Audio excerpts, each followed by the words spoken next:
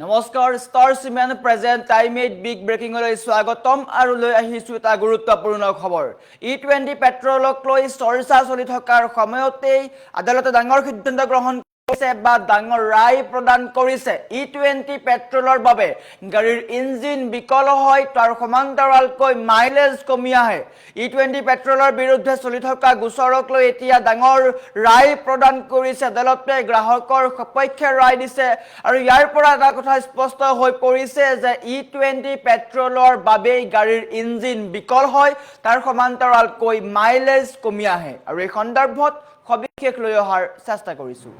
জনাইছো star cement present টাইমেট big breaking ডাঙৰ খবৰ E20 পেট্ৰলৰ বাবে নষ্ট হৈছে গাড়ীৰ ইঞ্জিন আৰু মাইলেজ E20 ইন্ধন গোচৰত গ্ৰাহক আদালতৰ ঐতিহাসিক ৰায় এটা গুৰুত্বপূৰ্ণ খবৰ E20 পেট্ৰলক লৈ ডাঙৰ ৰায় প্ৰদান কৰিছে আদালতে E20 ইন্ধনৰ বিতৰ্কৰ মাজতে গ্ৰাহক সুৰক্ষাৰ অভূতপূৰ্ব ৰায়দান E20 পেট্ৰলে নষ্ট কৰে ইঞ্জিন আৰু মাইলেজ আৰু এই কথা স্বীকাৰ কৰিছে গ্ৰাহক আদালতে ৰায়পুৰ গ্ৰাহক আদালতৰ নিৰ্দেশ গ্ৰাহকৰ সপক্ষে ৰায়দান প্ৰদান কৰি ডাঙৰ নিৰ্দেশ প্ৰদান কৰিছে কোম্পানীয়ে গ্ৰাহকক দিব লাগিব নতুন কাৰ আৰু ক্ষতিপূৰণ গ্ৰাহকক ক্ষতিপূৰণ দিব লাগিব কোম্পানী আৰু এটা ডাঙৰ কথা স্বীকাৰ কৰিছে যে গাড়ীৰ ইঞ্জিনৰ বাবে ক্ষতিকাৰক নতুন E20 ইন্ধন গাড়ীৰ ইঞ্জিনত জমা হৈছিল E20 পেট্ৰল গাড়ীৰ ইঞ্জিনত জমা হৈ পৰিছিল E20 পেট্ৰল আৰু তাৰ বাবে ক্ৰমান্বয়ে বাঢ়ি গৈছিল ইঞ্জিনৰ ক্ষতিৰ পৰিমাণ ইঞ্জিনত মামৰ আহিবলৈ ধৰিছিল আৰু লাহে লাহে গাড়ী বিকল হৈ পৰিছিল 2024ৰ নতুন গাড়ীত E20 পেট্ৰল ভৰোৱাৰ পিছতেই ইঞ্জিন বিকল আৰু মাইলেজ হ্ৰাস হোৱাৰ খবৰ আহি পৰিছে সমগ্ৰ ঘটনাৰ বাবে কাৰ কোম্পানীটোক জগৰীয়া সাব্যস্ত কৰিছে আদালতে আৰু বৰ্তমান সময়ত E20 পেট্ৰলক লৈ ডাঙৰ খবৰ আহিছে দেশজুৰি চৰ্চা অব্যাহত আছে E20 পেট্ৰলক লৈ বিৰোধী পক্ষৰ ফালৰ পৰা প্ৰতিবাদ সাব্যস্ত কৰা হৈছে আনহাতে চৰকাৰৰ ফালৰ পৰা দাবী উত্থাপন কৰা হৈছে যে E20 পেট্ৰল ক্ষতিকাৰক নহয় কিন্তু এই সমূহৰ মাজতে গ্ৰাহক আদালতৰ ডাঙৰ ৰায়দান যে স্পষ্টকৈ কৈছে E20 পেট্ৰলৰ বাবে নষ্ট হৈছে গাড়ীৰ ইঞ্জিন আৰু মাইলেজ এটা গুৰুত্বপূৰ্ণ খবৰ E20 পেট্ৰলৰ বাবে নষ্ট হৈছে গাড়ীৰ ইঞ্জিন আৰু মাইলেজ গ্ৰাহক আদালতৰ ডাঙৰ ৰায়দান গ্ৰাহকৰ সপক্ষে ৰায় প্ৰদান কৰিছে আৰু গ্ৰাহকক ক্ষতিপূৰণ দিয়াৰো নিৰ্দেশ প্ৰদান কৰিছে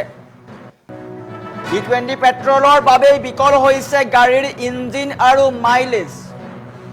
দেশজুৰি পৰিৱেশ অনুকূল বুলি চৰকাৰে যি E20 ইন্ধন জাপি দিছে তাৰ এতিয়া এক বিপৰীত ছবিহে দেখিবলৈ পোৱা গৈছে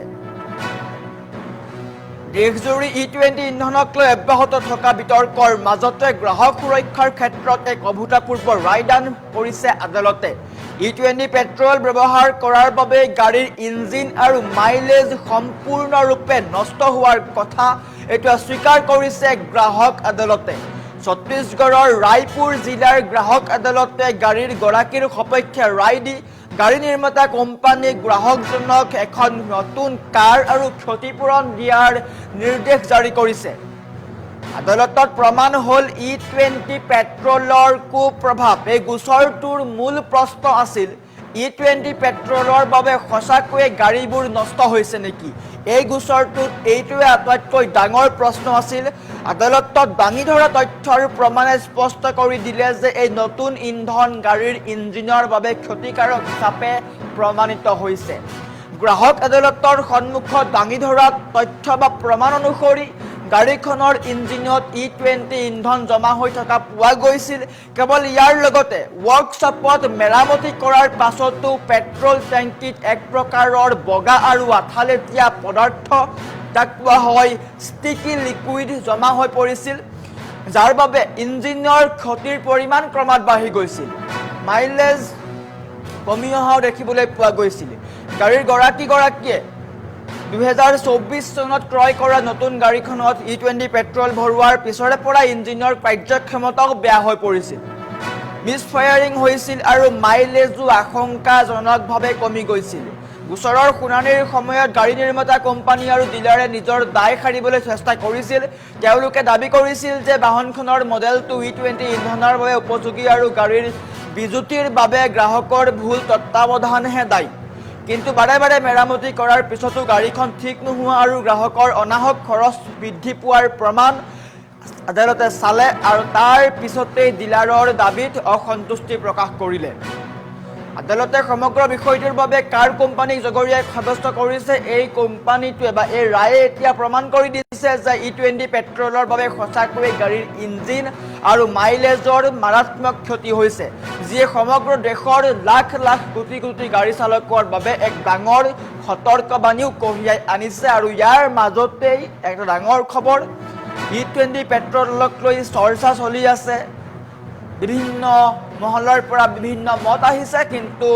বৰ্তমান সময়ত গ্ৰাহক আদালতে ডাঙৰ ৰায় প্ৰদান কৰিছে, যি ৰায়ক লৈ এতিয়াও চাঞ্চল্য অব্যাহত আছে বা চাঞ্চল্যৰ সৃষ্টি হৈছে। E20 পেট্ৰলৰ বাবেই নষ্ট হৈছে গাড়ীৰ ইঞ্জিন